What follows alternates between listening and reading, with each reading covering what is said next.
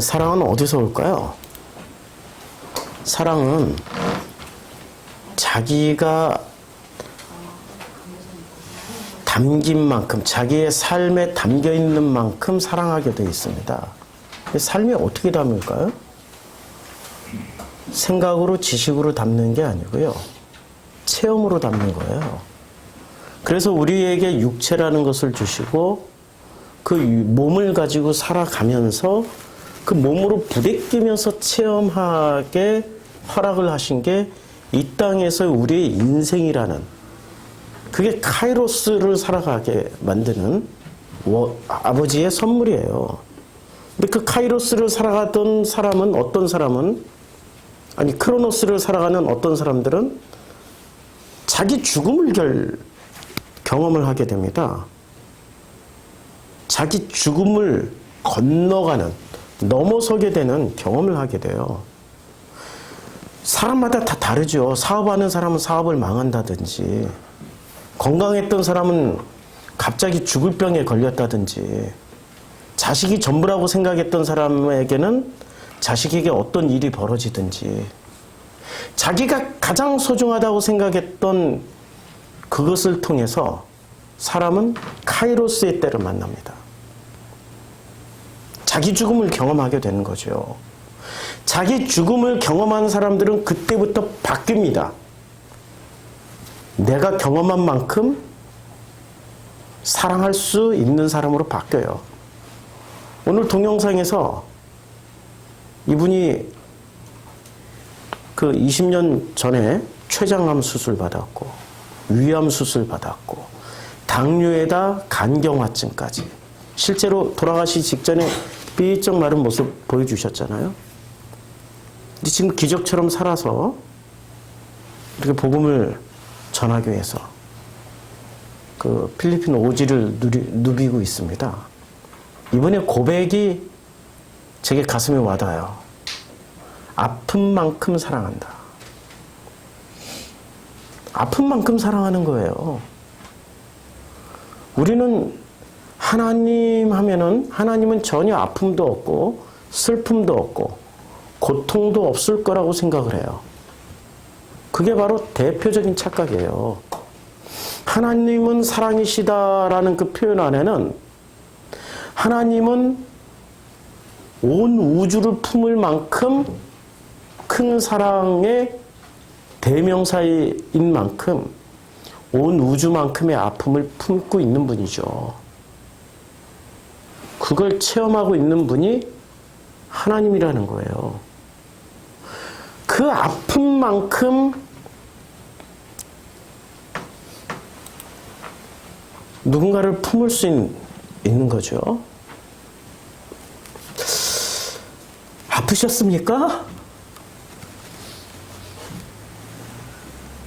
정말 죽을 만큼 아파본 적이, 아픔 얘기하니까 제 아픔이 막 쏟아져 나와요.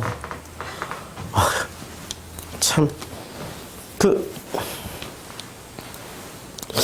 오늘 요한복음 8장 26절부터 36절까지의 기본 바탕이 아파본 사람과 아파보지 않은 사람 간의 대화예요.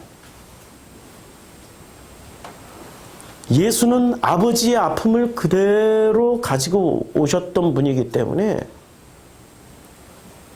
그 예수는 아버지 하나님의 아픔, 그 마음만큼 사람들을 사랑하는 거고요. 유대인들은 아프지 않으려고 하나님을 믿었고, 아프지 않기 위해서 믿음을 가졌고, 아프지 않기 위해서 가졌던 그 믿음으로 인해서 안 아팠던 사람들이에요. 신앙생활하는 게 목적이 아프려고 신앙생활하는 사람이 어디 있어요? 안 아프려고 신앙생활하는 거 아니에요? 안 아프기 위해서 기도하는 거고, 더 이상 아프지 않기 위해서 금식하며 매달리는 거 아닙니까? 그게 지금 종교인들의 목적 아니에요. 아파보지 않은 사람들 속에서 진심으로 그 사랑이 어떻게 나올 수 있겠어요? 아프지 않은 사람들은 이런 얘기를 하죠. 이 모든 그 본래적인 목적을 왜곡시켜버려요. 이렇게 주원준 박사입니다. 이슬람의 그 율법대로 먹어야 된다. 예, 할랄 문제를 가지고 말씀하고 있는 거죠. 돼지고기 먹지 못하고 또 이슬람식으로 도축된 고기만 먹어야 되고 등등인데 사실은 할랄 규정이 국가나 지역마다 조금씩 다 다릅니다. 할랄이 뭔지 아시죠? 그래서 국제 할랄 표준을 만들자라는 회의가 있는데 IHI라고 인터내셔널 할랄 스탠다드를 하는 그런 걸 만들자라는 회의가 있는데 이게 만약에 자국에 유리하게 세부적인 규정이 되면 그 나라 산업에 큰 영향을 받게 됩니다. 그래서 국제 할랄 규정에 굉장히 많은 이슬람 국가들이 할랄은 율법적으로 율법에 맞게 짐승을 도축한 고기만 먹을 수 있는 겁니다. 그게 할랄 규정이에요.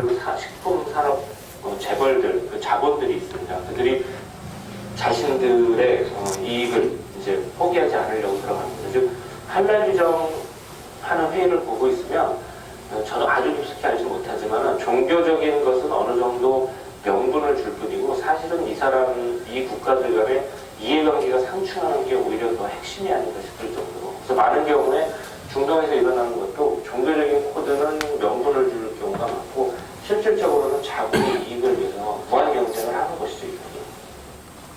이게 이 내용이 이런 겁니다. 할랄 지금 전 세계에서 가장 그 많은 종교인들이 그 전 세계에서 가장 많은 숫자를 차지하고 있는 종교인들이 어느 종교인지 아십니까? 전 세계에서 가장 많은 숫자를 차지하고 있는 종교인들. 성경을 기반으로 한 종교입니다. 제가 데이터를 찾아서 붙여놨는데 이게 옮기는 과정에서 삭제가 됐어요. 머릿속에 있는 그대로 할게요. 이게 전 세계 인구가 70억쯤 됩니다. 70억쯤 되는데 이렇게 요게 절반 50%고요. 구약 성경, 그러니까 성경을 기반으로 해서 제일 먼저 만들어진 종교가 유대교죠. 유대교는 전 종교인들, 전 인류의 몇 퍼센트냐면 0.3%입니다. 그런데 이 유대교를 개혁하고 나온 이 갈릴리에 이 예수께서 개혁하고 나오면서 그의 제자들에 의해서 만들어진 종교가 기독교입니다. 이 기독교는 전 세계의 몇 퍼센트를 차지하고 있냐면 33%를 차지하고 있습니다. 전 세계 인구의 33%예요.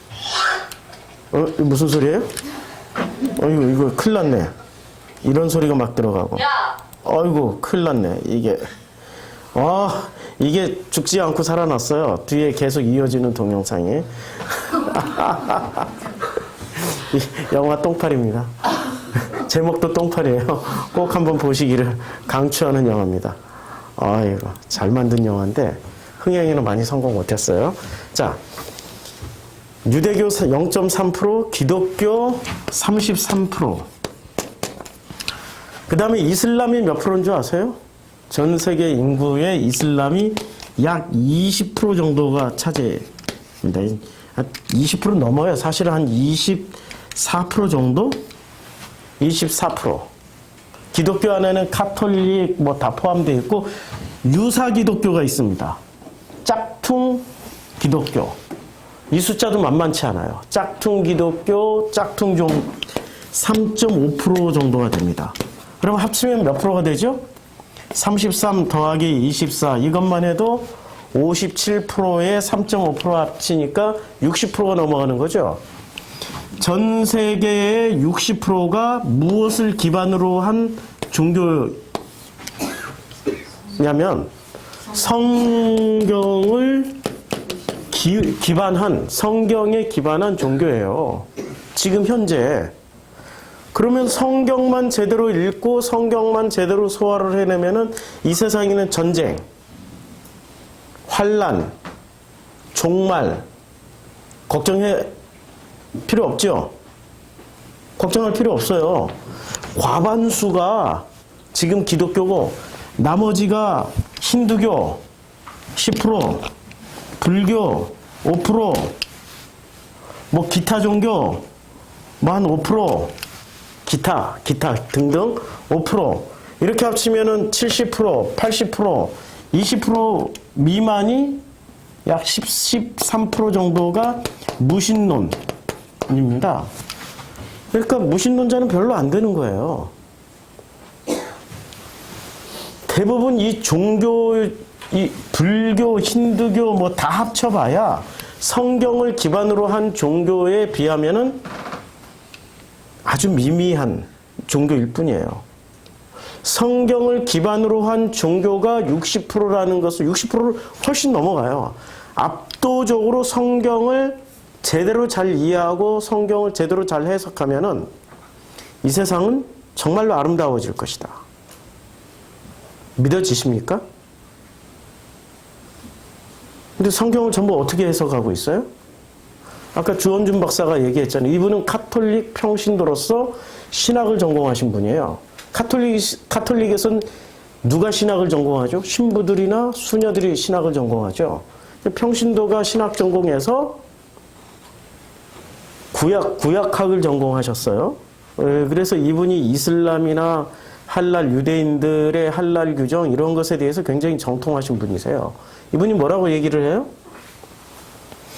종교는 표현되는 코드일 뿐이고 실제 내부적으로 움직여지는 그 중심 마인드는 종교가 아니라 뭐라고요? 경제적 이득에 따라서 움직여진다는 거죠. 아무리 자기 종교를 위해서 자기가 믿고 있는 신을 위해서 폭탄 벨트를 메고 뭐 알라를 위해서 죽는다 할지라도, 아무리 십자가를 지고 순교를 한다 할지라도, 아무리 유대인들의 그 안식일을 지킨다 할지라도 그들을 움직이는 중심축은 종교 믿음이 아니라 무엇이라고요? 경제적인 코드라는 거예요. 경제라는 거예요. 이걸 얘기를 해주시고 있는 거죠.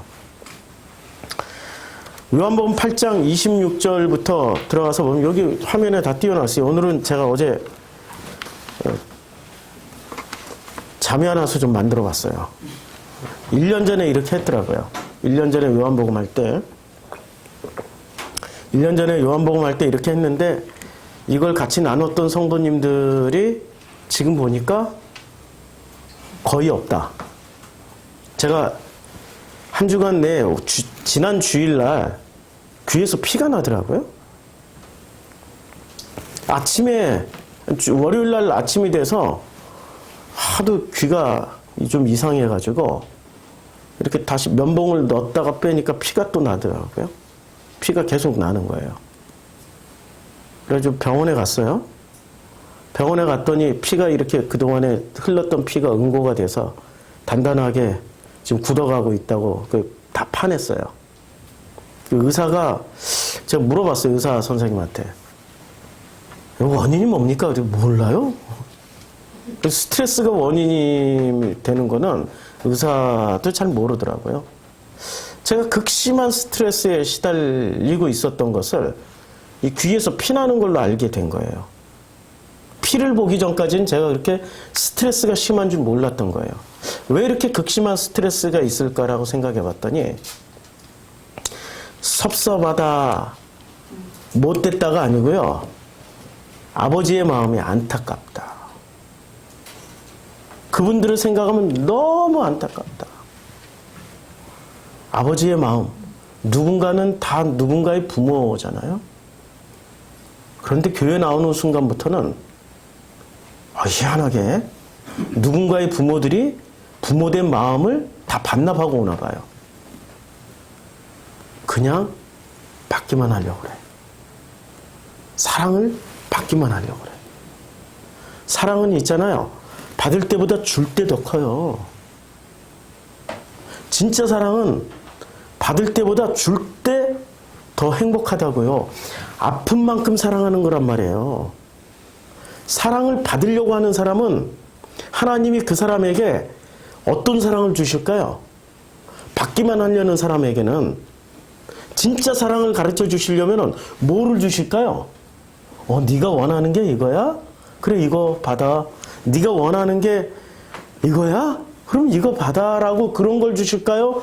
아니면은 진짜 사랑을 가르쳐 주시려면 하나님은 뭐를 주실까요? 우리가 그렇게 두려워하던 호환, 마마 이런 거 주시는 거죠.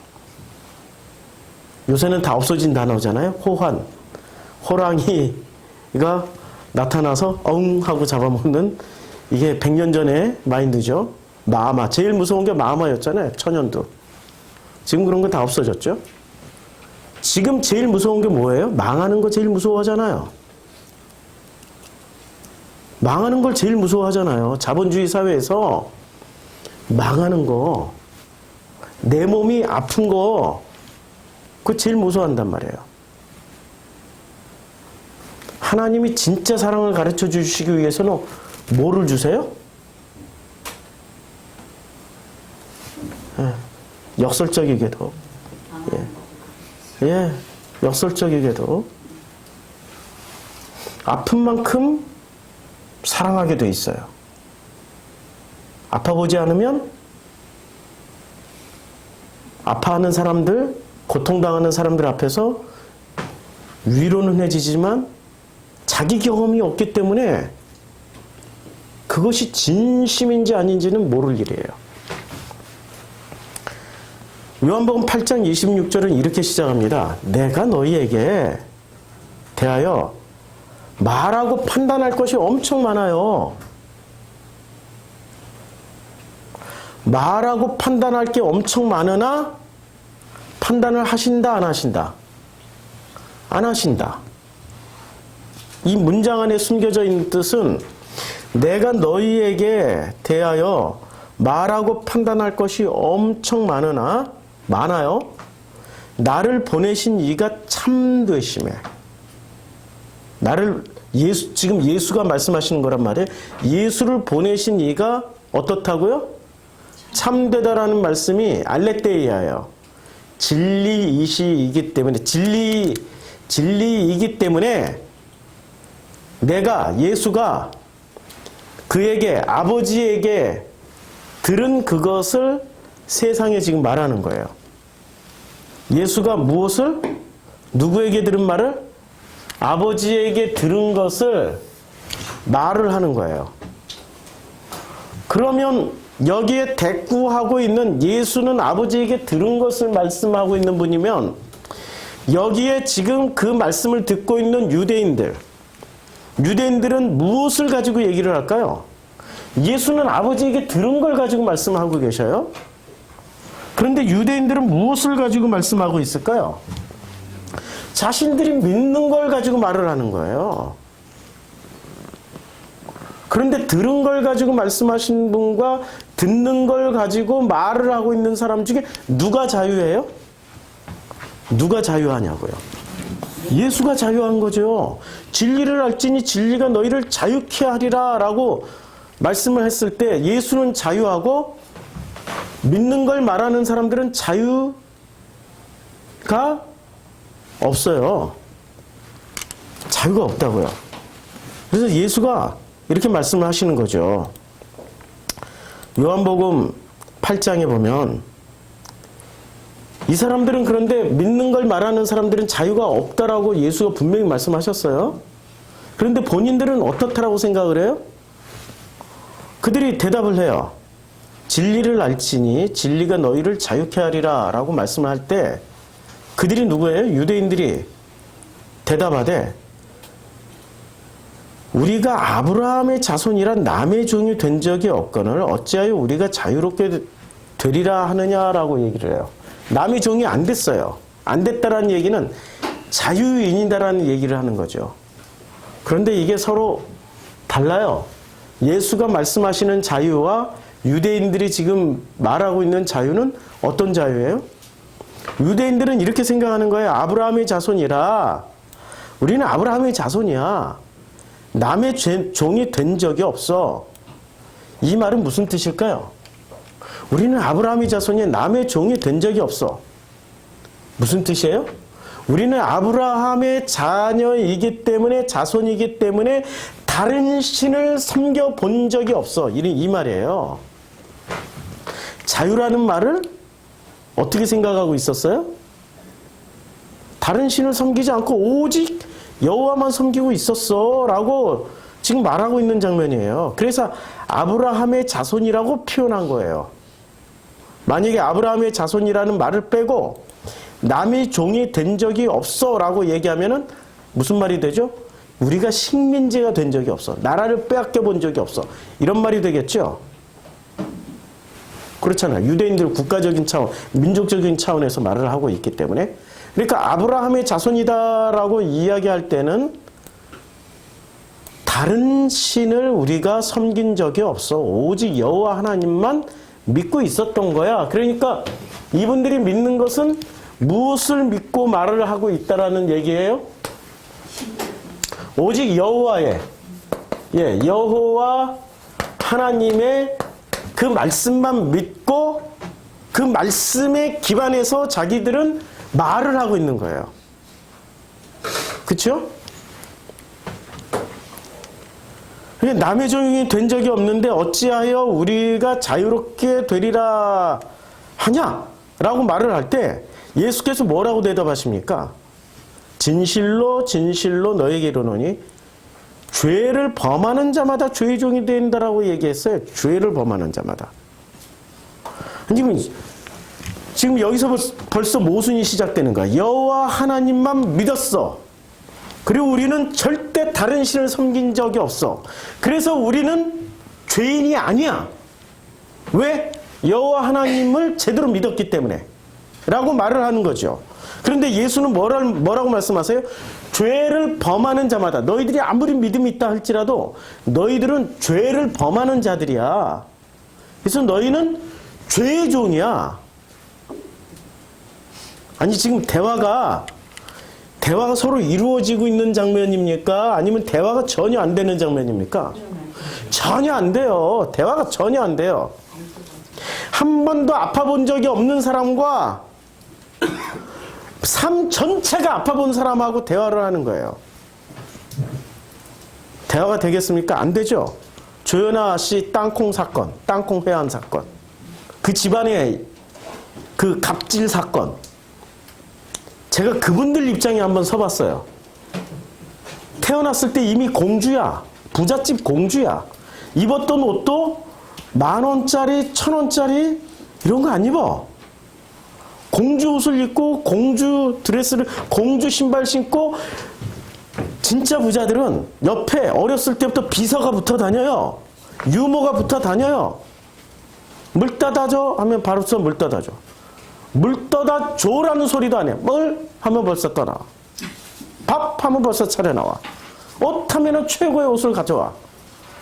자기가 무엇을 경험하기 이전에 지시만 하면은 다 갖다 주는 시스템에서 성장한 그들이에요. 저기 삼성가 있죠? 이태원에. 한남동에 삼성가, 거기 타운이에요. 그냥 큰 도시 하나가 삼성 패밀리예요. 거기에 수없이 많은 부자들이 찾아가요. 한남동에.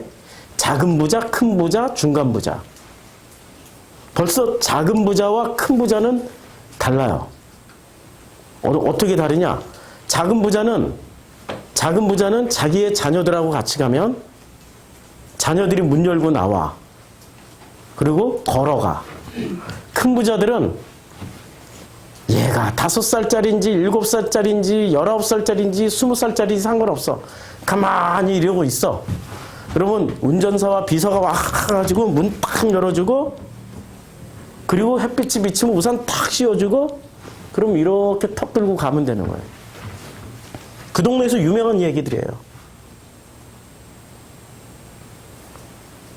그 동네 그 삼성가 사람들이 산책하다가 사람들하고 이렇게 탁 부딪히잖아요? 그럼 어떻게 할까요?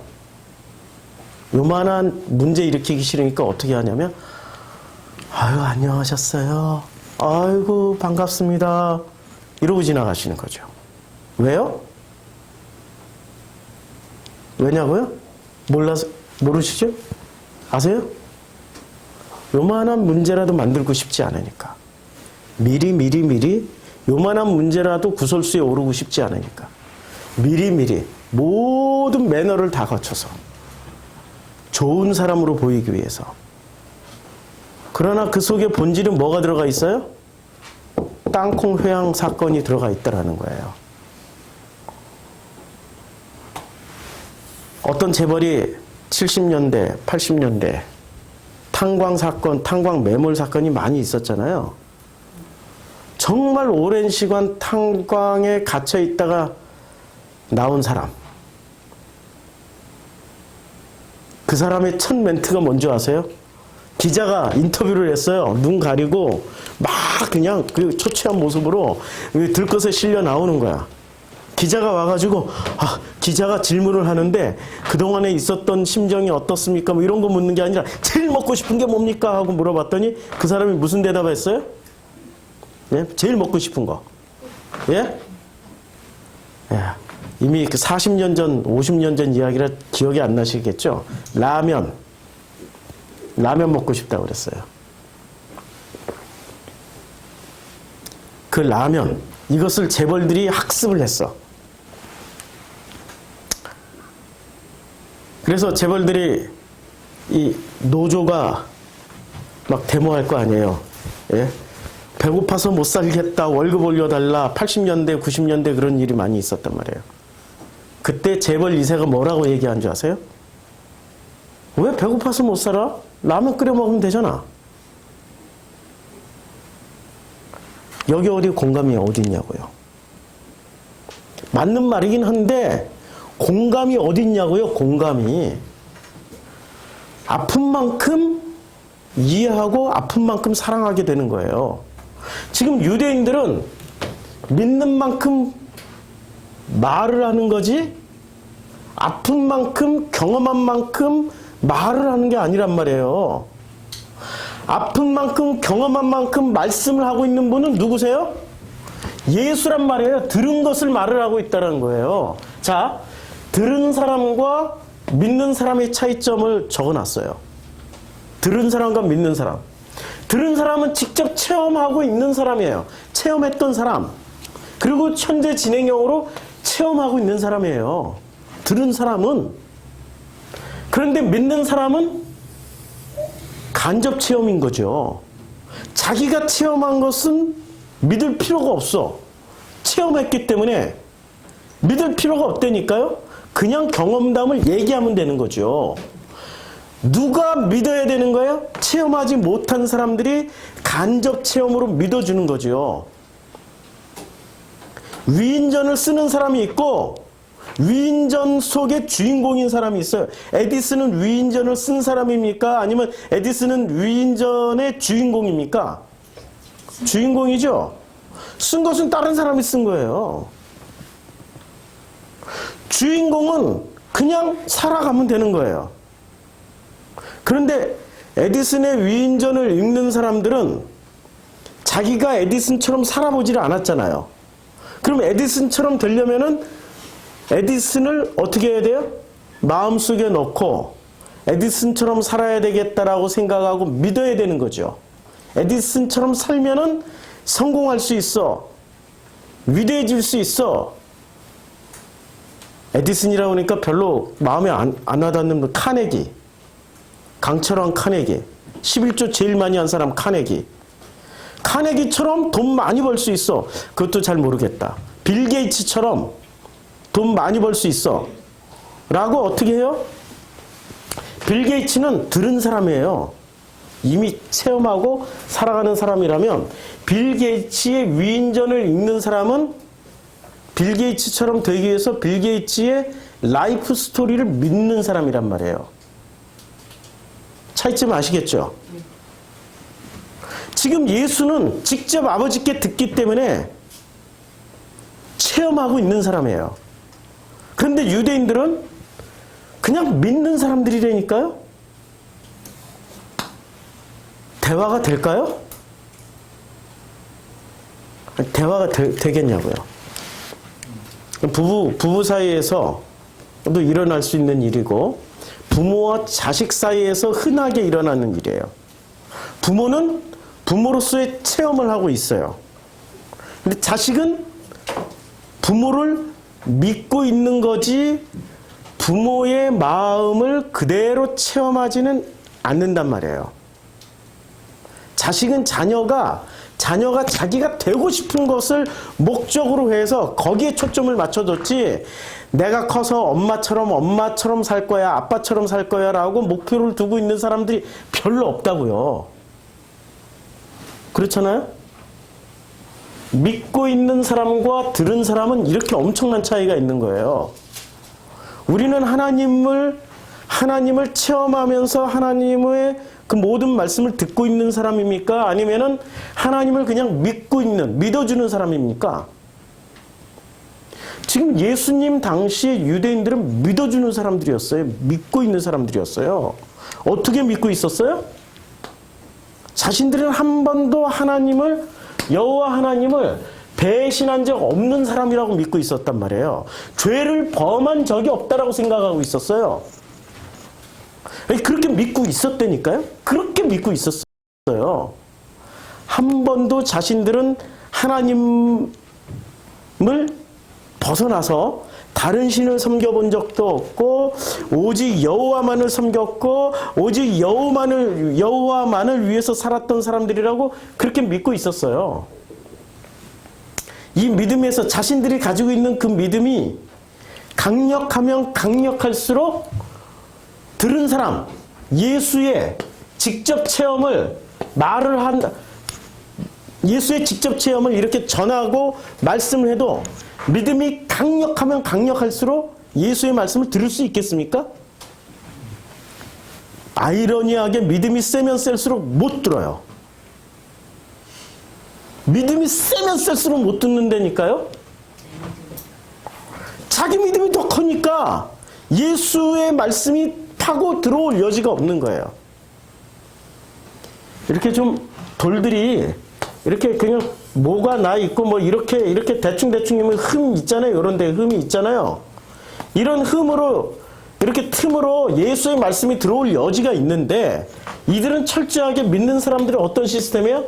벽돌이기 때문에 예수가 말씀을 해도 들어갈 틈이 없는 거야. 몰타를 다 쳐놔가지고. 그래서 이들은 다듬은 돌이에요. 다듬은 벽돌. 다듬은 벽돌 성전, 다듬은 돌로 만든 성전에서 신앙생활하는 사람들인 거죠.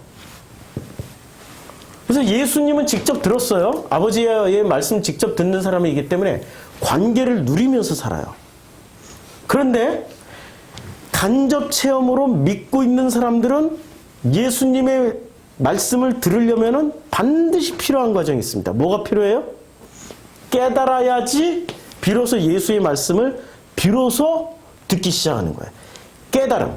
그러니까 깨달음이 종교일수록 뭐가 세다는 얘기예요? 믿음을 다른 말로 하면은 관념, 자기 신념이 센 거예요. 깨달음을 강조하면 강조할수록 예수는 직접 아버지께 듣고 아버지를 체험했고, 체험한 사람은 그냥 그 관계를 누리기만 하면 되는데, 이 사람들이 직접 듣기 위해서는 반드시 거쳐야 되는 과정이 깨달아야 하는 과정. 그럼 깨달으면 어떻게 돼요? 깨달아야 비로소 들려요. 비로소 들리면서 직접 체험을 하게 되고 그 다음에 관계로 들어가는 거죠. 근데 이 차이가, 들은 사람과 믿는 사람의 차이는 무슨 차이? 윗물과 아랫물의 차이. 하늘과 땅 차이. 그것을 창세기 1장에서는 윗물과 아랫물의 차이로 표현을 하고 있는 거예요. 차원이 다른 거야. 지난주 설교가 그거였잖아요. 너희는 이 세상에 속해 있어. 너희는 아래에서 났어. 나는 위에서 듣고 위에서 보고 들은 것을, 지금 그것의 연장선상이잖아요. 그런데 아래의 대표가 뭐예요? 세상이죠. 그 아래의 대표하고 하나님은 양자를 삼을 때 나라는 인간하고 계약을 체결해요? 아니면은 이 아랫물의 대표인 그냥 그 세상하고 계약을 체결해버려요? 왜냐면 양자 할래? 그러면 대부분 우리는 뭐라고 생각을 해요?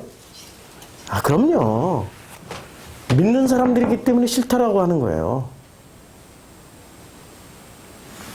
직접 들은 사람이나 체험한 사람이나 아니면 혹은 깨달은 사람은 아멘 하고 받아들이지만 믿는 사람, 간접 체험하는 사람은 아멘으로 받아들이지 않는 거예요. 의심하는 거죠. 내가 믿었던 여호와 하나님이 맞아? 지금 들은 사람이 말을 할 때 내가 믿었던 여호와 하나님이 맞아라고 의심하면서 듣고 있잖아요. 계약 체결할 때 자기가 사인을 안 해준다니까요. 그리고 누가 대신해버려요? 아버지가 이 세상과 단판 지어서 그냥 사인해버려. 그럼 너는 이제부터 오늘부터 내 아들이야. 나 따라와. 기분 나빠도 따라가야 되는 거지. 세상이 대표하고 다 사인 체결해버렸으니까. 다시 이제 본문으로 들어가서 내가 너희에 대하여 말하고 판단할 것이 많은 게 무슨 내용이에요? 나는 들은 사람이고 너는 믿는 사람이잖아. 말하고 판단할 게 엄청 많은 거예요. 그렇죠? 그런데 많은 한 나를 보내신, 들은 사람을 보내신 그분이 진리이시기 때문에 나는 그냥 내가 들은 그것이 뭐죠? 아버지에게 직접 들은 그것이 뭐예요? 아버지에게 직접 들은 이 관계 노림을 통해서 직접 들은 게 뭐예요? 살리는 생명이거나 아니면 사랑이거나 이런 거죠. 이거 전해주러 오셨잖아요. 생명과 사랑의 대표 명사가 뭐예요? 자유. 헬라어로 엘류데로. 예, 진리를 알지니 진리가 너희를 자유케 하리라고 하는 엘류데로. 이 엘류데로라는 단어가 성경에 그렇게 많이 나오질 않아요. 진리를 알지니 진리가 너희를 자유케 하리라 해서 여기 엘류데로예요. 자, 엘류데로가 무슨 뜻이냐면 자유롭게 하다. 이렇게 뜻이 돼 있는데 번역을 어떻게 해놨는지 한번 보자고요. 요한복음에 2번밖에 안 나와요. 이 엘류데로가. 그 다음에 로마서와 갈라디아서에만 나와요. 단어가 많이 쓰여지질 않았어요. 요한복음 8장 36절에는 그러므로 아들이 너희를 자유케 하면, 요게 자유케라고 번역을 했어요. 근데 로마서에 가면은 번역이 달라져요. 죄에서 해방되어, 해방이라고 번역을 했어요. 죄에서 해방되어 의에게 종이 되느니라. 로마서 8장 22절에 뭐라고 쓰여졌냐면 이렇게 쓰여졌어요. 그러나 이제는 너희가 죄에서 해방되고, 어디서 해방돼요? 주로 바울은 엘류데로, 자유케 되리라는 단어를 죄에서 해방된다라고 그렇게 사용하고 있어요. 그 다음에 로마서 8장 21절에 그 버리는 것은 피조물도 썩어짐의 종노릇을 한 데서 해방돼요. 어디서부터요? 뭐로부터 해방돼요? 피조물의 종노릇에서 해방되는 게 이게 자유란 얘기예요. 죄에서 해방되는 게 자유, 썩어질 피조물의 종노릇에서 해방되는 게 자유. 지금 바울이 쓰는 자유라는 개념은 요한복음의 개념하고 조금 달라요. 그런데 좀 도움을 얻기 위해서 지금 보는 거예요. 갈라디아서 5장 1절. 그러므로 그리스도께서 우리로 자유케 하려고 자유를 주셨으니 그러므로 굳세게 서서 다시는 종의 멍에를 매지 마라. 그러니까 자유케 하려고 자유를 주셨어요. 여기 엘류데로라는 단어로 쓰신 거예요. 그러면 요한복음의 개념과 로마서의 개념은 요한복음에서는 엘류데로라는 단어를 어떻게 썼어요? 자유. 그러면 바울은 엘류데로라는 단어를 주로 무엇으로부터 해방이라고 쓴 거예요. 해방. 예, 해방되었다. 죄로부터 해방, 피조물로부터 해방이라고 표현을 한 거예요. 그럼 이 두 가지 개념을 가지고 이스라엘 사람들 이때 당시에 유대인들을 판단해 보자고요. 예수님은 진리를 알지니 진리가 너희를 자유케 해라고 말씀하실 때는 뭐로부터 자유해요? 너희들이 그렇게 갈구하는 생명, 영생으로부터 자유케 돼야 돼. 너희들이 그렇게 하고 싶은 인류 사랑, 민족 사랑, 무슨 뭐 사랑을 베풀면은 어떻게 됩니까? 인간이 선행을 많이 베풀고 사랑을 많이 베풀면 그 사람이 포지션이 어떻게 되냐고요? 올라가잖아요. 제일 존경하는 인물 꼽으라면 제일 존경하는 인물을 김일성으로 꼽을까요? 마더 테레사를 꼽을까요? 묻거나 말거나죠? 인류사에 제일 존경하는 사람을 슈바이처로 꼽을까요? 아니면 유영철로 꼽을까요? 비교 대상이 안 되잖아요. 인류사에 제일 존경하는 사람을 그 큰 기업을 일궜다고 이건 좀 어려운 대답이에요. 큰 기업을 맥킨토시를 일으킨 애플사를 일으킨 누구예요? 그 사람 이름이. 예? 스티브 잡스가 더 존경받을까요? 아니면 적군도 치료해준 정말 적십자의 원조인 나이팅게일을 더 존경할까요? 당연하죠. 우리는 누구를 더 존경하게 돼 있냐면은 돈 많이 벌고 권력 많이 가지고 능력 있는 사람을 존경하는 게 아니고요. 인류사는 너무나도 놀랍게 사랑을 많이 베푼 사람을 존경하게 돼 있어요. 유대인들이 지금 믿음을 가졌단 말이에요. 이 믿음의 관념, 신념 안에는 이들이 가지고 있는 관념이나 신념 안에는 뭐가 포함되어 있어요? 욕심이 들어가 있단 말이에요. 그 욕심이 무슨 욕심이에요? 영생하고 싶고 존경받고 싶은 욕심이 들어가 있어요. 그러니까 생명이나 사랑이라는 다른 표현은 영생하고 싶고 존경받고 싶다라는 내용이 들어가 있단 말이에요. 모든 게 다 뒤집어지니까 혼란스럽죠. 생명이나 사랑이라는 단어에 이런 게 다 숨어 있다고요. 디테일하게 보자고요. 내가 누군가에게 사랑을 베풀 때 아픈 만큼 내 속에서 진심으로 사랑이 나와서 하는 사랑과 유대인들처럼 받고 싶어서 베푸는 사랑은 다르다고요. 진심으로 나 같은 존재는 이 땅에서 아까 우리 동영상 봤잖아요. 박누가 선교사처럼 지금 간경화의 당뇨의 시한부 인생을 살아가면서도 자기가 아픈 만큼 수술한 만큼 고통당했던 만큼 그 사람들의 고통을 자기 몸으로 느끼고 있으니까 안 가면 안 되는 사람의 사랑과 자기는 멀쩡하게 다 누릴 수 있는 사람이 그런 체험 없이 다만 관념과 신념만 가지고 해야 되겠다라고 생각해서 가는 사람과 뭐가 다를까요? 엄청난 차이가 있겠죠? 약간의 차이가 아니라 이거는 윗물과 아랫물의 차이가 있는 거예요. 그렇죠? 근데 사람들은 들은 사람을 따라갈까요? 자기하고 비슷하게 믿는 사람을 따라갈까요? 그래서 친구 따라 강남 가잖아요. 친구를 믿는 거야. 예수를 안 믿고. 바리새를 믿고 예수를 안 믿는 거야. 서기관을 믿고 예수를 안 믿는 거야. 왜 그러죠? 똑같이 믿는 사람들이니까. 지금 제가 전하는 이 메시지가 무슨 메시지인지 모른다니까요? 아파보지를 않았다니까? 죽음 직전까지 간 사람들은 착하게 살아, 바르게 살아 이런 소리 안 해도 자기 스스로 알아서 살아 그냥. 죽음을 체험하고 자기가 이 바닥이란 바닥은 다쳐본 사람은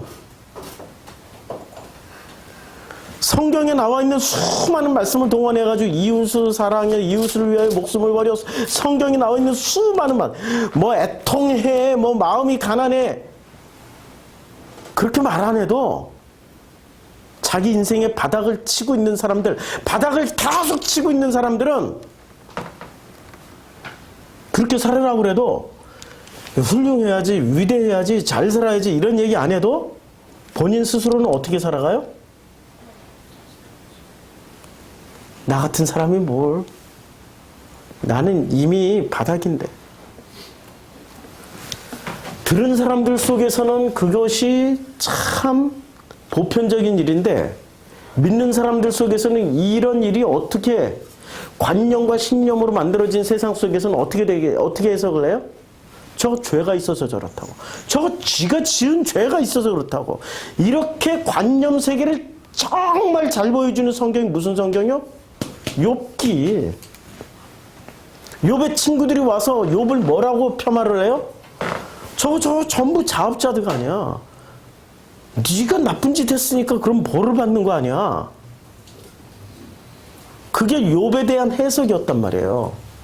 그런데 욥은 그 고난과 고통을 통해서 어떻게 돼요? 드디어 직접 체험을 하기 시작하는 거야. 드디어. 욥기를 보자고요. 욥은 그전에는 하나님의 음성을 직접 듣지를 못했단 말이에요. 욥기 42장이 결론을 얘기를 해줘요. 자, 욥기 42장 5절에 드디어 내가 여기 이제 번역을 제가 우리 밴드에 올렸어요. 다시 번역을 해주면 이런 얘기예요. 여태껏, 이제까지라는 단어가 빠졌어요. 번역할 때 빼고 번역했어요. 근데 직역을 하면은 이제까지 내가 주께 대하여 귀로 듣기만 하였사오나 그러나, 이 그러나라는 단어가 또 들어가야 돼요. 그러나 이제부터는 눈으로 주를 배움나이다. 이게 무슨 말이에요? 이 말이에요. 이제까지 제가 주를 믿기만 하였사오나 그러나 이제부터는 들은 사람, 직접 체험하게 되는, 눈으로 보고 경험하게 되는 이러한 일이 시작되고 있습니다 라고 고백하는 장면입니다. 1장부터 42장 4절까지 무슨 일이 벌어졌어요? 관념과 욥이 가지고 있는 관념과 신념이 깨지는 자리였어요. 그 깨지는 자리를 어떻게 하나님 만들었습니까? 다 뺏어가 버렸어요. 다 뺏어가 버렸어요. 다 뺏겨봐야 알아. 무엇이 소중한지 가지고 있을 땐 몰라. 뺏겨봐야 안 되니까 다 상실해봐야 무엇이 소중한지를 알아요. 이거 저주를 퍼붓는 게 아니라 하나님의 사랑을, 이 사랑과 생명으로부터 진정한 엘류대로 자유함을 누리려면 어떻게 해야 돼요? 들어야 된다는 얘기예요. 직접 체험해야 된다는 거예요. 자기의 관념으로는 자유, 사랑, 영원한 생명이 뭔지를 모르는 거예요. 우리는 이제까지 관념으로만 배워왔단 말이에요. 종교는 관념, 믿음, 자기의 신념, 이거를 굳건하게 지키면은 영생을 얻고 사람들로부터 존경을 받을 수 있는 하나님의 사랑을 펼칠 수 있다라고 이렇게 배워왔단 말이에요. 그런데 그 관념과 신념과 자기가 가지고 있는 믿음이 언제 깨져요? 바닥을 칠 때마다. 아픈 만큼 깨지는 거야. 아픈 만큼. 안 아프면 안 깨져. 왜? 인간은 창세기 3장에 선악과를 따먹고 이미 스스로 하나님처럼 되어 있기 때문에 우리의 눈이 밝아졌어요. 그래서 하나님 같이 되어 선악을 알게 됐기 때문에 나라는 신, 나를 신으로 만들어주는 선악지식이 끊임없이 바닥을 치고 깨지고 터지고 죽어가는 자리에서 비로소 눈을 뜨고 직접 체험을 하게 된단 말이에요. 누구를요? 여호와 하나님을. 이게 지금 예수의 요한복음 8장에서 전하고 있는 예수의 기본 패턴이란 말이에요. 그런데 이 기본 패턴을 가지고 전하는 예수와 반대로 이들은 자신들의 관념과 신념을 믿음으로 가지고 있었던 사람들이라는 거죠. 문제가 많죠. 자, 그래서 이제 8장 27절. 그들은 아버지를 가리켜 말씀하신 줄을 어떻게 해요? 아니, 못 깨닫고 있는 거예요. 노란 글씨 깨닫지 못하는 거예요. 예수는 끊임없이 누구를 가리켜서 말씀하고 있어요? 아버지를 가리켰는데 이 믿는 사람들은 전부 다 믿는 사람들은 누구라고 생각하고 있었던 거예요? 믿는 사람들은? 여호와. 예, 여호와. 와, 여호와. 신이라고 생각하고 있어요. 들은 사람은 직접 체험한 사람은 관계 속에서 누구를 표현하고 있냐면 아버지라고 표현하고 있는데 믿는 사람들은 끝까지 여호와 하나님이라고 여호와 하나님이라고 표현하고 있어요. 우리가 아브라함의 자손이거늘 우리가 남의 종이 된 적이 없다고. 무슨 말이에요? 끝까지 여호와 하나님이라는 신을 거들먹거려요. 이때 여호와 하나님, 이들이 여호와 하나님이라고 말할 때 여호와 하나님은 여호와 하나님이라는 이 이름 속에 담겨져 있을까요? 안 담겨져 있을까요? 유대인들이 우리가 믿는 분은 여호와 하나님이야 라고 말을 할 때 여호와 하나님이란 이름 안에 진짜 예수가 말하는 그 아버지라는 내용물이 담겨 있어요? 안 담겨 있어요? 안 담겨 있는 거죠. 이름만 여호와 하나님이에요. 이 사건이 곧바로 재현된 장소가 어디예요? 광야에서. 모세가 40일을 주야로 시내산 올라가 있을 때, 호렙산에 있을 때, 십계명을 받을 때 뭐라고 얘기를 해요? 우리가 신을 만들자. 그리고 그 신을 만들고 신의 이름을 뭐라고 불러요? 예, 엘로힘, 여호와 하나님이라고 불러요. 그러니까 여호와 하나님이라고 이름을 부르지만 실제 내용물은 뭐예요? 자신들이 원하는 신을 만든 거예요. 아들은 자기가 아버지를 선택할 수 있어요? 없어요. 절대 없어요. 아버지가 그냥 선택한 거예요. 특히 양자일 경우에는. 아니, 우리가 부모를 선택할 수 없다니까 누가 선택해줘야 돼요? 아버지가 선택해줘야 돼. 그런데 우상 숭배의 기본 법칙은 하나님이 나를 선택한다가 아니라 내가 신을 선택한다는 거예요. 맞죠? 우상 숭배의 기본 법칙은 내가 선택한 신을 숭배하고 섬기고 드리고 바치는 거예요. 예수는 선택받은 거예요? 아니면 선택하신 거예요? 예수는 선택당한 거라니까? 예수는 하나님에 의해서 아버지에 의해서 선택받고 갔다 와. 말씀이 육신이 되어서 이 땅에서 이 아버지의 아픔을 다 보여주고 와. 어디까지요? 예, 십자가에서 죽음까지. 예수가 살 때 행복한 시간은 몇 시간이나 보냈을까 계산을 해봤어요. 예수가 살 때 행복했던 시간. 태어나서 십자가에서 돌아가실 때까지 한 몇 시간 행복했었을까요? 인간이 예수처럼 그렇게 행복한 시간이 한 번도 없었다면은 안 살 거야, 아마. 안 살고 말 거야. 밤이 맞도록 기도하시던 장면 속에서, 한적한 곳에 나가서 기도하시던 그 장면에서, 산에 오르서 혼자 기도하시는 장면에서, 그 광야에 나가서 밤이 맞도록 기도하시는 그 장면에서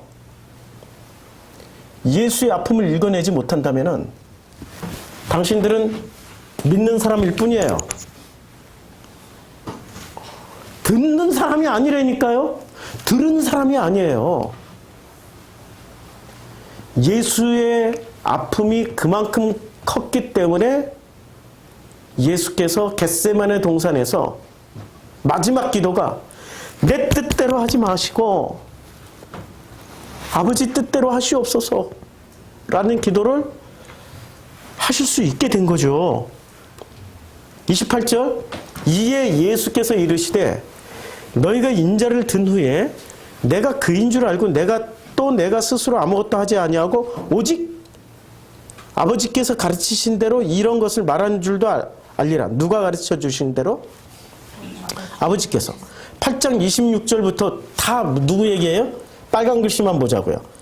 내가 그애가 누구예요? 아버지죠. 아버지에게 들은 그것을 세상에 말하노라.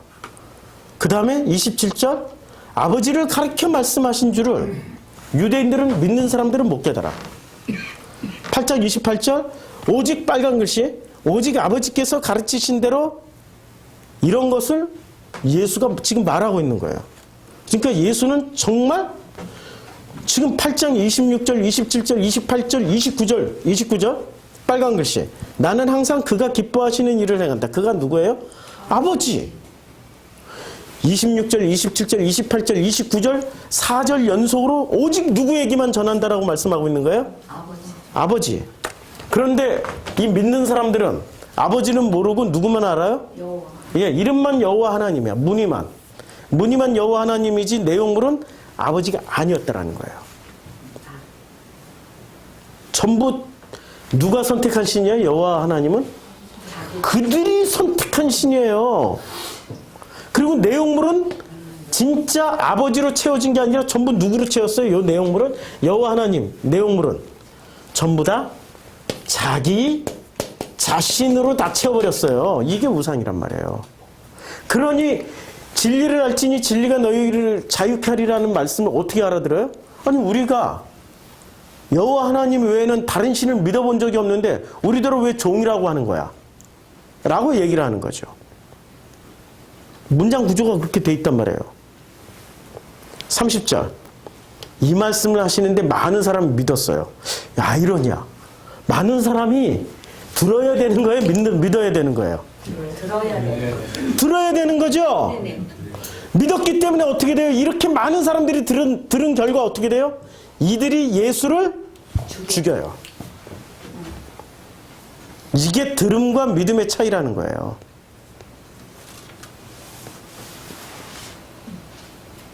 성경이 보이십니까? 성경이 보여야 돼. 우리는 전부 다 믿음만 가지면 다 천국 가고 믿음만 가지면 생명 얻고 빨간 걸로 표시할게요. 믿음만 가지면 생명 얻고 믿음만 가지면 존경받는 사랑의 행위를 하고 성자가 된다라고 믿고 있단 말이에요. 아니라니까? 31절 그러므로 예수께서 자기를 믿은 유대인들에게 말을 하는 거예요. 그러니까 많은 사람이 믿었어요. 이제는 그 많은 사람들에게 얘기를 하는 거예요. 누구? 자기를 믿은 유대인들에게 말을 해요. 말을 하는데 어떻게 말씀하세요?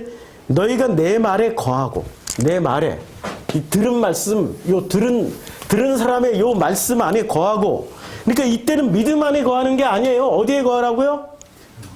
예수가 들었던 그 말씀 안에 거하고 그리고 내 말에 거하면 참으로 뭐가 돼요? 내 제자가 돼서 어떤 일이 벌어집니까? 제가 지금 순서대로 다 해놨어요. 예수께서 그 믿은 사람들이 유대인들의 노란 글씨 그리고 너희가 내 말에 거하면은 어떻게 돼요? 참으로 내 제자가 되고 그 다음에 진리를 알지니 진리가 너희를 자유롭게 한다라고 그랬어요. 자유롭게 한다라고 그랬을 때 그렇게 믿었던 사람들이 자유를 얻었냐고요. 자유를 얻지를 못했어요. 왜? 믿었기 때문에. 우리는 믿음이라면 무조건 좋다고 생각한단 말이에요. 믿음만 가지고 믿음만을 가지면 이기겠네. 뭐 이렇게 믿음으로 살려. 믿음으로. 그런데 예수 당시에 가장 강력한 믿음을 가졌던 사람들이 유대인 집단이었어요. 바리새였고 서기관이었고 사두개인들이 가장 강력한 믿음을 소유하고 있는 지구상에서 최고 센 믿음을 가진 사람들이었단 말이에요. 믿어지십니까? 이거 봐요. 믿어지신대잖아요. 예? 우리는 그 믿음이 나를 결정하고 믿음이 나를 만들어가고 믿음으로 인해서 내가 이렇게 세워지고 믿음으로 인해서 건너간다라고 우리는 끊임없이 강력하게 믿고 있지만 예수는 들으신 분, 직접 체험하신 예수는 어떻게 해요? 믿는 사람들의 믿음을 깨러 오신 거예요. 깨러 오셨어요. 그럼 자유롭게 되려면 어떻게 해야 됩니까? 자유롭게 되려면 그들이 대답을 해요. 우리가 아브라함의 자손이야. 이거 가지고 자유롭게 되려고 그래. 우린 여호와 하나님만 믿었다니까 이 말 가지고. 남의 종이 된 적이 없어. 우리는 여호와 하나님만 믿었어. 그렇기 때문에 우리는 자유롭게 돼야 돼. 자유로울 수 있어라고 대답을 하는 거죠. 맞을까요? 어찌하여 우리가 자유롭게 되리라 말을 하냐. 기분 나쁘다 이거야. 우리 본래부터 자유인인데 믿음을 가지고 자유인이 되려고 그랬단 말이에요. 이거는 관념과 믿음, 명사 대 동사의 문제예요. 지금 유대인들은 명사로 대답하고 있어요? 동사로 대답하고 있어요?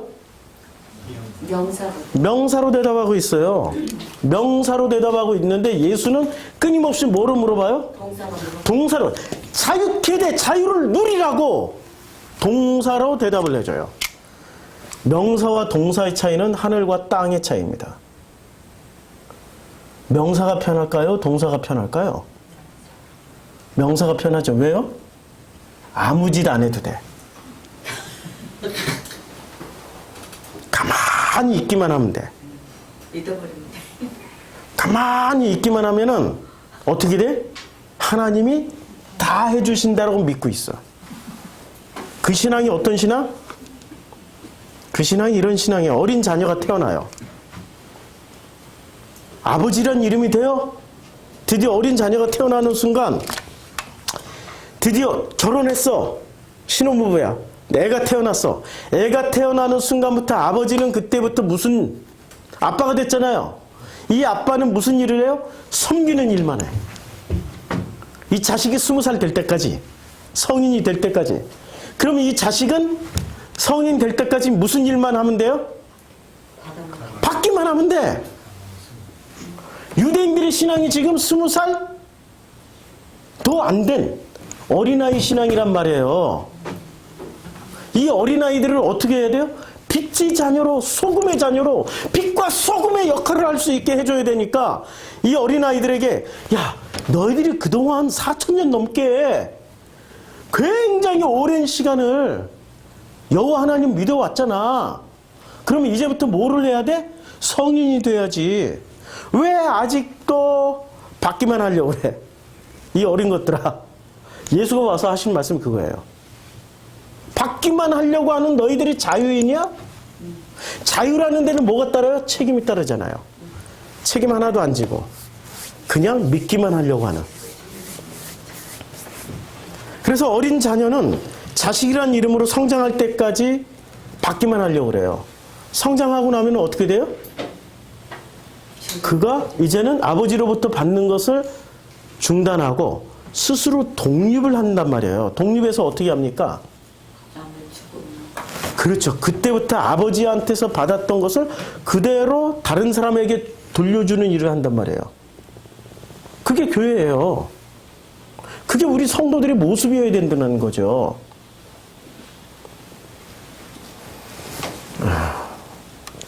그래서 제가 한 주간 극심한 스트레스, 그 스트레스는 미워서가 아니고요. 섭섭해서도 아니고요. 나에 대한 자책감이죠. 아, 20살 이하짜리로만 내가 만들어놨구나. 이제는 그러지 않으리라. 20살 이상 독립을 해서 둘이 연합하여 부모를 떠나, 둘이 연합하여 부모를 떠나 둘이 자유롭게 살아가는 게 지금 진리를 알지니 진리가 너희를 자유케 하리라는 말씀이란 말이에요. 복음은 나 중심으로 해석하던 걸 누구의 마음?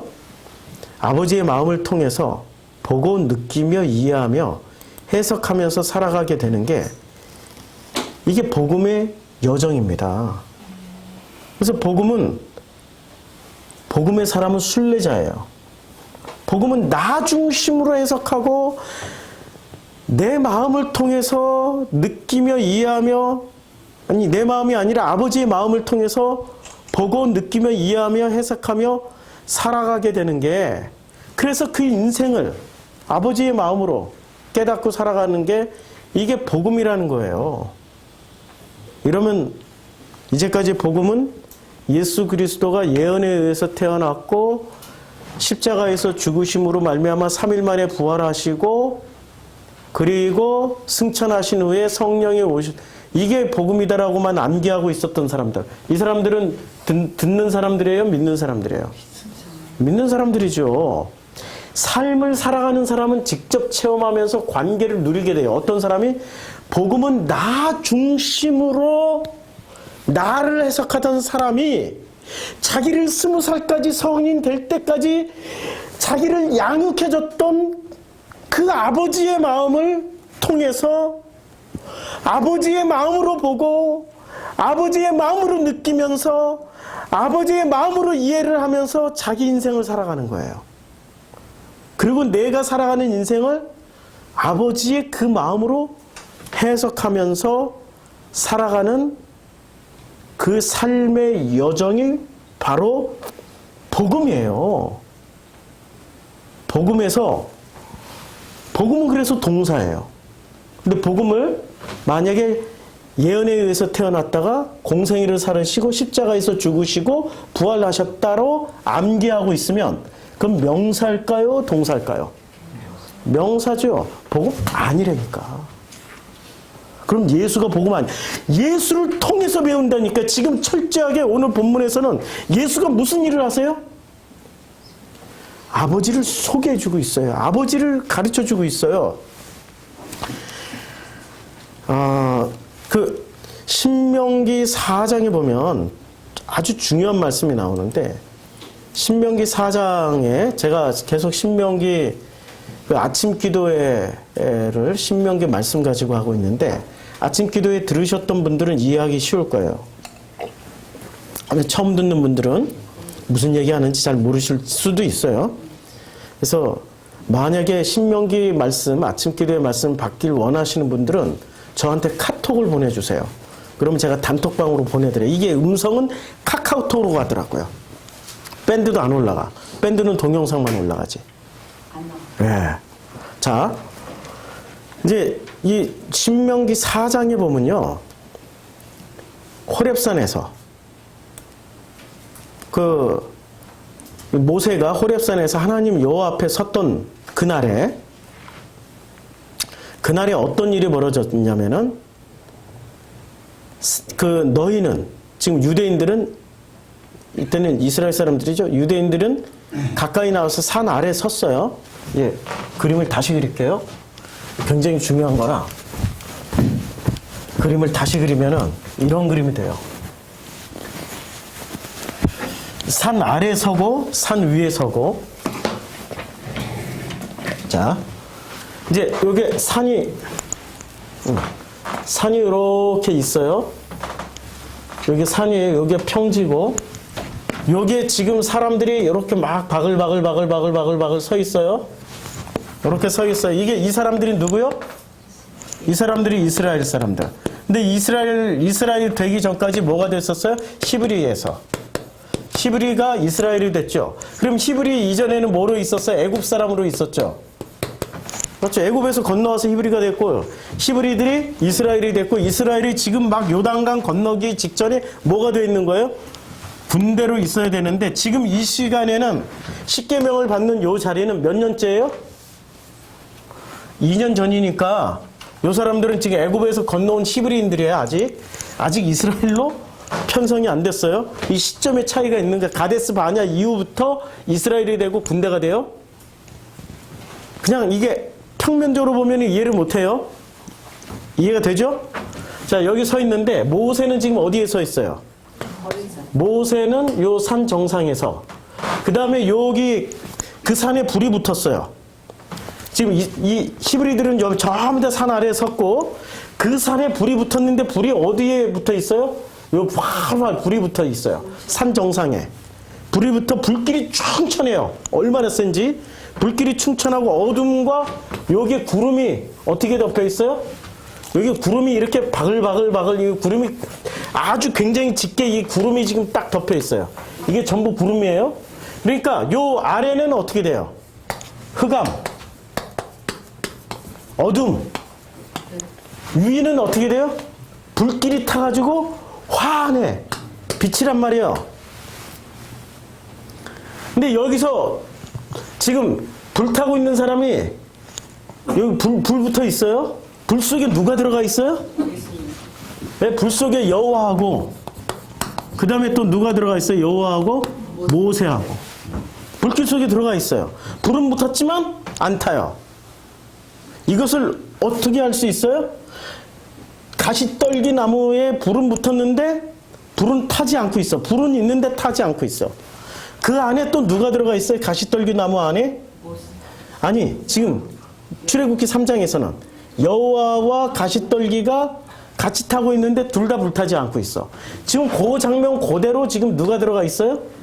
모세와 여호와께서 지금 불타고 있는 산에 이 구름이 아래로 깔리면서 요 아래는 전부 다 흑암이 있어요. 요 위에 보여요? 안 보이죠? 그러니까 안 보이니까 여호와께서 불길 중에서 말씀을 하시는데 음성뿐이야.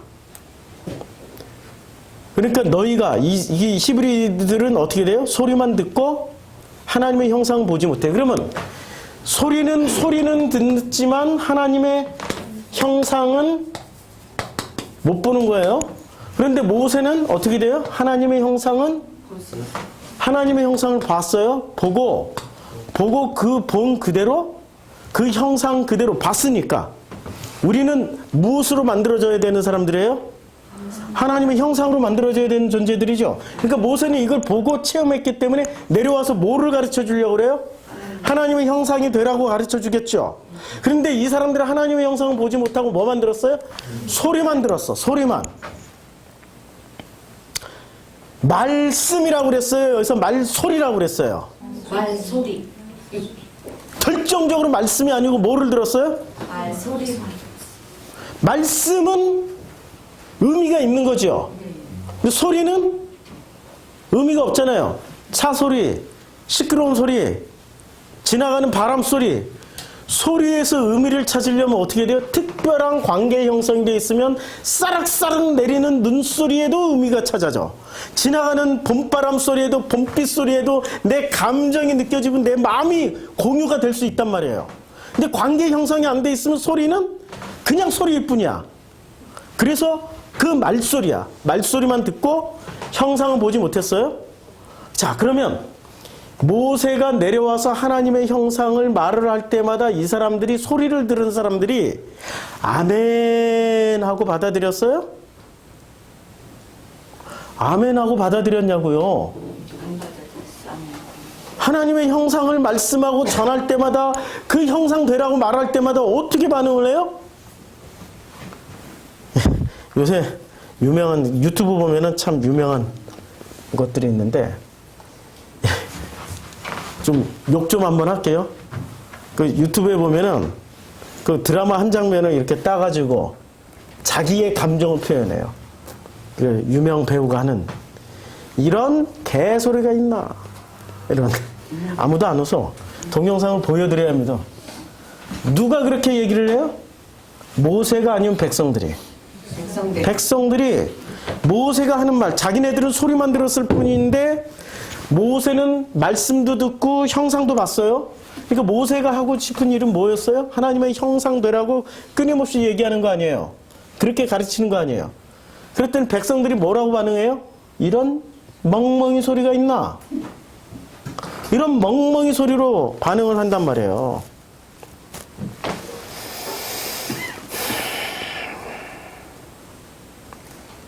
사장 15절에 여호와께서 호렙산 불길 중에서 너희에게 말씀하시던 날에 너희가 어떤 형상도 보지 못하였은즉 너희는 깊이 삼가하라.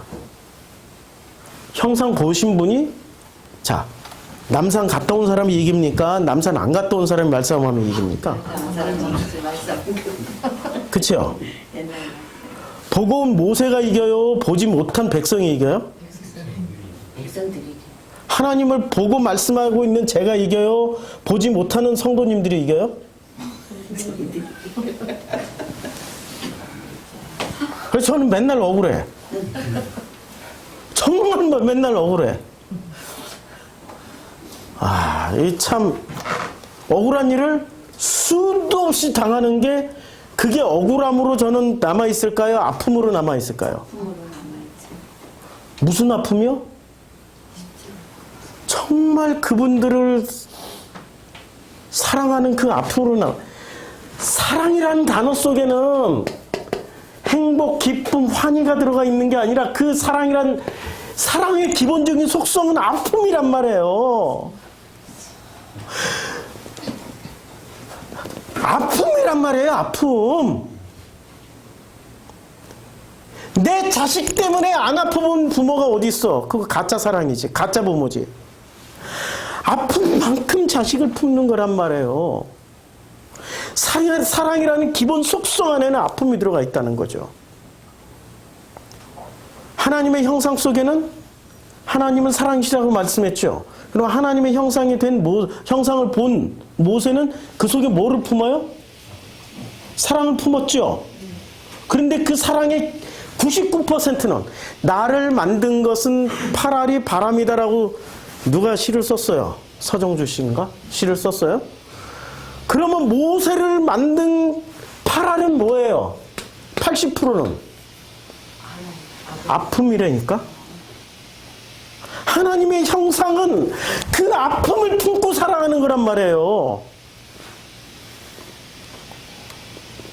주중에 제가 힐링을 아주 세게 많이 받았어요. 엄청. 아유, 정말 행복했어요. 근데 그 힐링 받는 시간에 저를 진짜 힐링 시켜줬던 말씀이 한 말씀이 있었어요.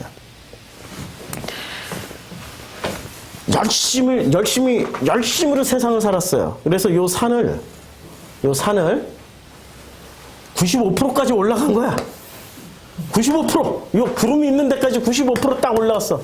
나머지 5%만 하면은 드디어 가장 높은 곳에서 하나님 영광 돌릴 수 있으니 주여 5%만 채워주세요. 5%만 주님이 5%만 힘 주시고 능력 주셔서 5%만 올라가면은 아버지께 영광 돌리고 정말로 이 빛과 소금의 역할을 다하고 이 땅에 사랑을 베풀면서 살겠습니다라고 고백을 했던 그분이 직접 아픔을 당해버린 거예요. 이렇게 떨어뜨려 버렸어. 그냥 떨어뜨린 게 아니라 어떻게 떨어뜨려요? 예, 돌하고 같이 굴러가지고 온몸이 만신창이가 됐어. 이 바닥에서 그동안 올라갔던 95%를 되돌아보니 찬찬히 보니까 95%를 자기 힘으로 올라간 게 아니야. 누구 힘으로 올라갔어요? 아버지 힘으로 올라간 거야. 아버지 힘으로 95% 올라가 놓고 마치 자기 힘으로 95% 올라가서 나머지 5%만 아버지께서 해주시면 아만 하고 영광 돌리겠습니다라는 그랬던 자기 자신을 발견했다라는 고백이 제게는 그렇게 힐링이 되고 위로가 되더라고요. 우리 인생 그렇게 살아온 거 아니에요. 95%도 아버지가 하신 거고 나머지 5%도 아버지가 하실 거예요.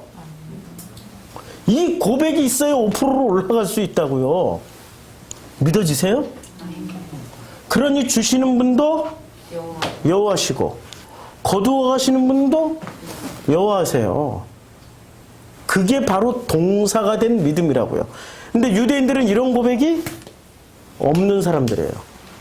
어떻게 고백을 해요? 95% 열심을 다해서 우리가 믿어 싸우니 나머지 5%만 채워주시면 영광 돌리고 하나님의 형상이 되겠나이다라고 그렇게 믿어버리고 있는 사람들이란 말이에요. 그게 지금 요한복음 8장에 있어서의 자유, 참 자유가 뭐냐라는 논쟁이죠. 이 사람들은 95%를 뭐라고 생각하고 있었어요? 자기가 자기 자유의지를 가지고 열심히 살았기 때문에 이걸 자유라고 믿었던 거예요. 맞나요? 아니죠.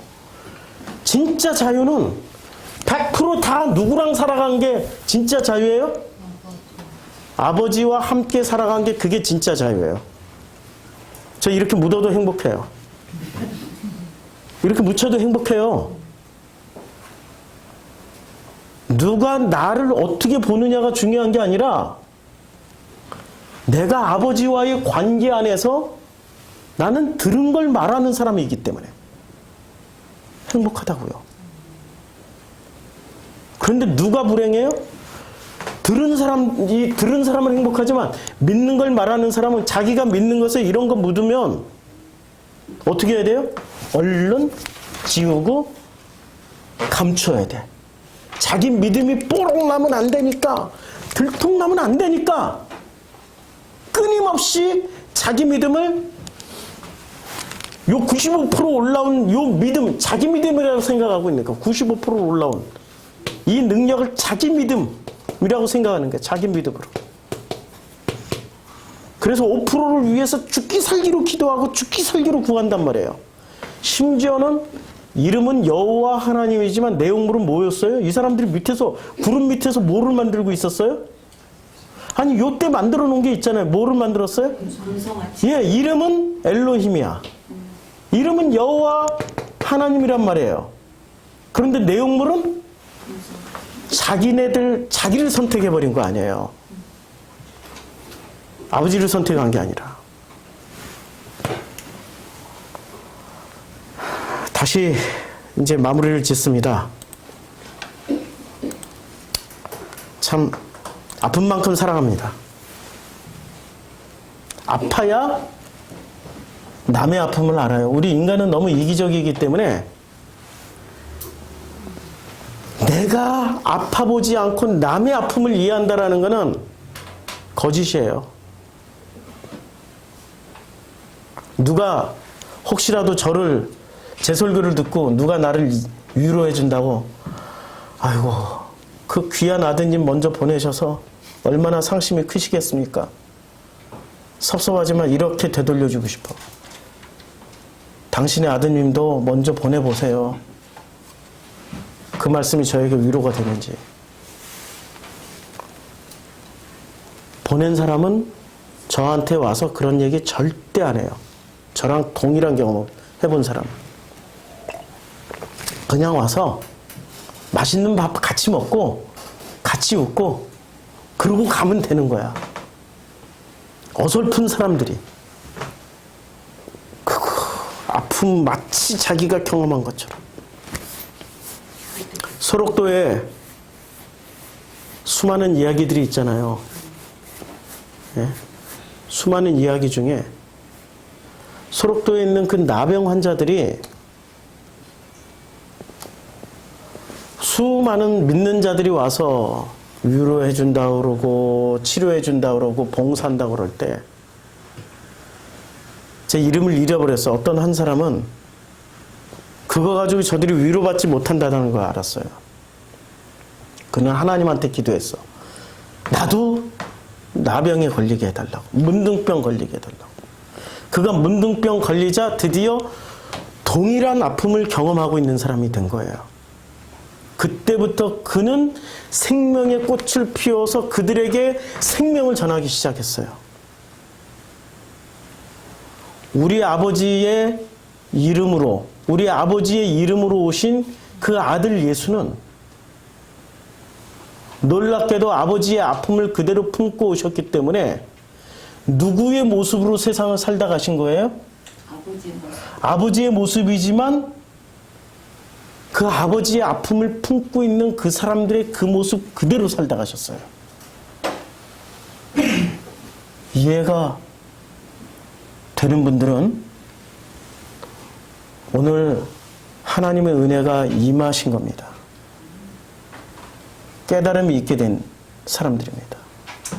아버지의 아픔을 그대로 가지고 오신 그 예수는 누구의 모습으로 살아가요? 가장 아픈 내 모습으로 살아가다가 십자가에서 죽으신 거예요. 누가 아파요? 직면하는 사람들이 아픈 거죠. 자기 관념, 믿음이 깨진 사람들이, 깨져나가고 있는 사람들이 바로 내 모습 아니에요? 그런 내가 만날 사람은 오직 한 분밖에 없는 거예요. 유대인, 서기관, 바리새, 사두개인으로는 위로 못 받아요. 누구한테 위로 받아요? 오직 예수, 그 아버지의 마음을 품은 그 예수로만 위로를 받을 수 있다라는 말씀입니다.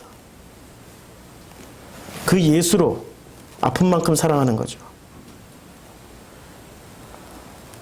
아버지 만나 누리는 신앙인이어야 하는데 사람을 만나서 신앙생활 해버립니다. 생명을 아버지께 맡기는 게 아니라 자기랑 오랜 시간 함께 했다고 함께 다니는 그 믿는 사람에게 자기의 목숨을 맡겨버려요. 하나님을 친구보다 못 믿는 거죠. 그러면서도 구원받을 욕심은 가지고 있어요. 예수 친구보다 진짜 친구가 예수란 말이에요. 사람 친구를 더 의지해요.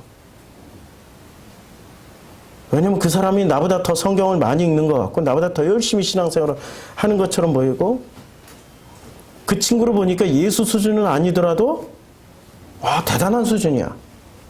그래서 사람은 아버지를 따라가지 않고 예수를 따라가지 않고 그 친구를 따라가요. 마태복음 15장 14절에 이렇게 이야기합니다. 그냥 둬라. 그들은 맹인이 되어 맹인을 인도하는 자로다. 둘 다 맹인이에요. 만일 맹인이 맹인을 인도하면 둘 다 구덩이에 빠지리라 하시네. 이때 구덩이가 스올입니다. 그냥 지옥 가는 거예요. 끝나버리는 거죠.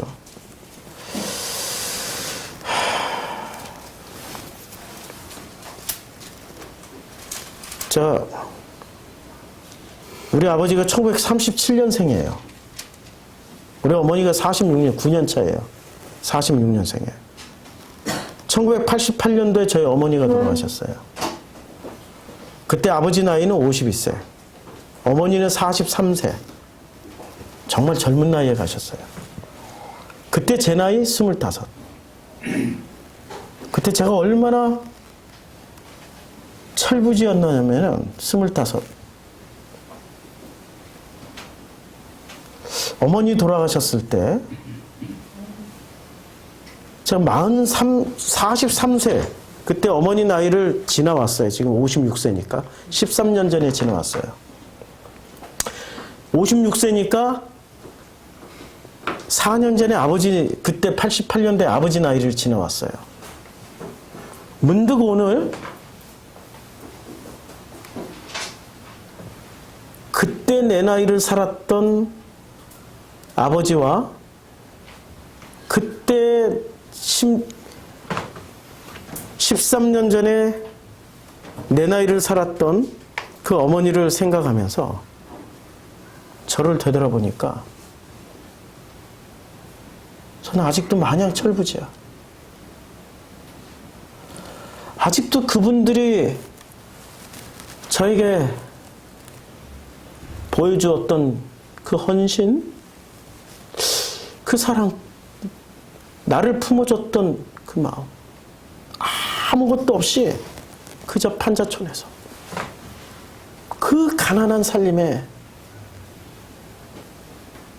저녁이면 연탄 한 장 새끼지를 깨가지고 들어오는 거예요. 그걸로 긴 겨울밤을 나는 거예요. 쌀 한 봉다리 이렇게 싸가지고 오시는 거예요. 그 쌀로 오늘 저녁 먹고 내일 아침 먹고 점심까지 먹으면 다음날 아버지가 또 쌀 봉지를 들고 와야 봉지쌀이 있었잖아요. 그 다음 끼니를 해결할 수 있는. 내가 그때 아버지처럼 봉지쌀을 들고 가는 그 심정, 연탄 한 장을 들고 가는 그 심정이 어땠을까? 나는 너무 풍요하게 살아가지고 그런 걸 미처 헤아리지 못했던 거예요. 아직도 내 나이 70이 되고 내 나이 80이 되고 90이 되고 100살이 된다 하더라도 100살의 절반이었던 52세의 그 아버지, 80세의 절반밖에 안 되는 43세 그 어머니, 그 마음을 내가 살 수 있을까?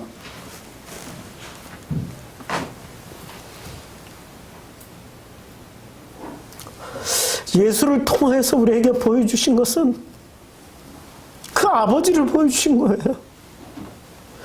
근데 예수를 통해서 아버지를 보지 못하면 우리는 끊임없이 달라고 하는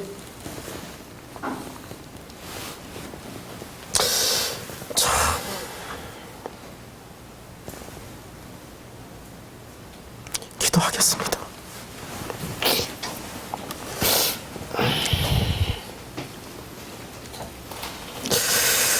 이 시간에 기도할 때 그냥 다 함께 기도하죠.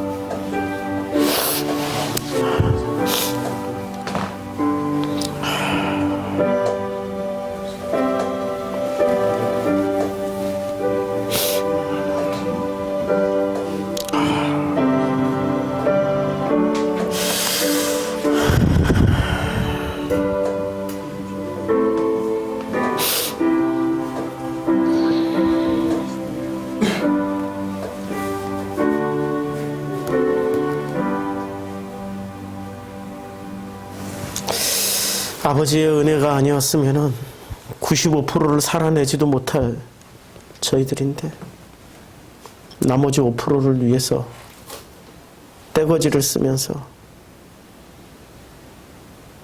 간절히 구하는 모습으로 세상을 살아가고 있었습니다.